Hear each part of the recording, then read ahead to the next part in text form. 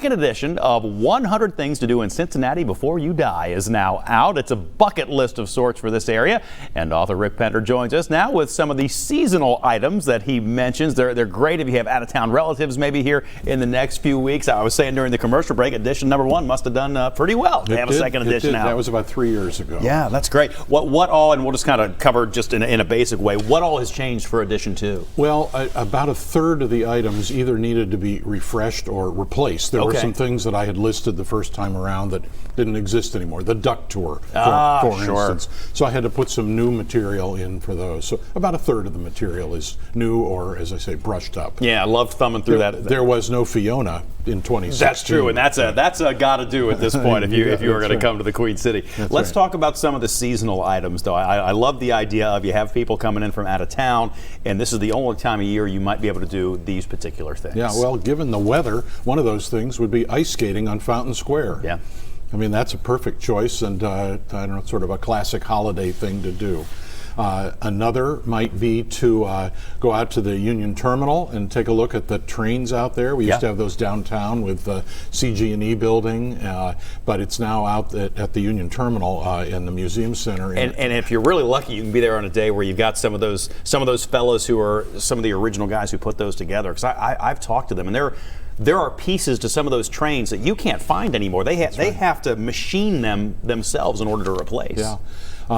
I see a lot of theater here in town, so of course this time of year I like to recommend Christmas Carol at the Playhouse. This is the 29th year they have produced that, and it sells out every year. It's probably one of their most popular productions of all time. Yeah, it's still got Greg Procaccino coming up. That's right. You know, and doing scary looking ghost doing his thing, which I love. Yeah. What have you gotten in terms of feedback on the book? Have you gotten people respond and say, "Oh, you should add this, you should do that, you forgot about this," that kind of thing? I have had a few of those. Yeah. You know, everybody, of course, has their own partisan things that they want to have included. Right. But I think I've done a pretty good job. I do have a Facebook page, and I invite people who think I missed out on something to post on that Facebook page. Have you gotten any other ideas for similar? Because people love list kind of books. You know, they like to go through that idea of sort of doing a bucket list and checking things off. Have you had any other ideas?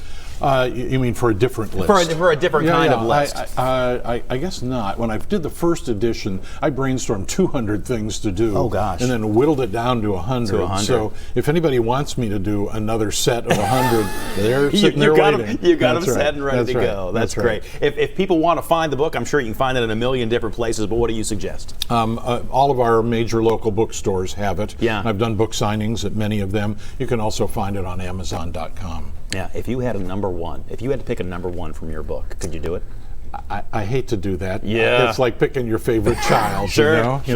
One of the things that I added this year that I am pleased to have in, and I think I'd sort of forgotten it the first time, was the observatory. Oh, yeah. And it's such an interesting place. It's both historic but very modern in terms of things that you can see. And well, this time of year, maybe you'll see the Star of Bethlehem. There you go. There you go. Check out the telescope. Boy, I agree with you on that, because it's one of those places where people think they know about it, but until you're up there and they've rolled that dome back, and it really is a pretty fascinating That's one of the things I tried to do with this book. I included a lot of things that were usual suspects, you know, Cincinnati chili, ice cream, all of those kinds of things. But then I tried to do other things that people might have missed out on. Awesome. Well, Rick Pender, thank you so much for coming in. It's a second edition of 100 Things to Do in Cincinnati Before You Die. I'm sure you'll sell a few of those. Maybe a good stocking stuffer for you. Keep that in mind. It's 9:17 now. Let's get a look at what's going on with the forecast. Hello, Tara.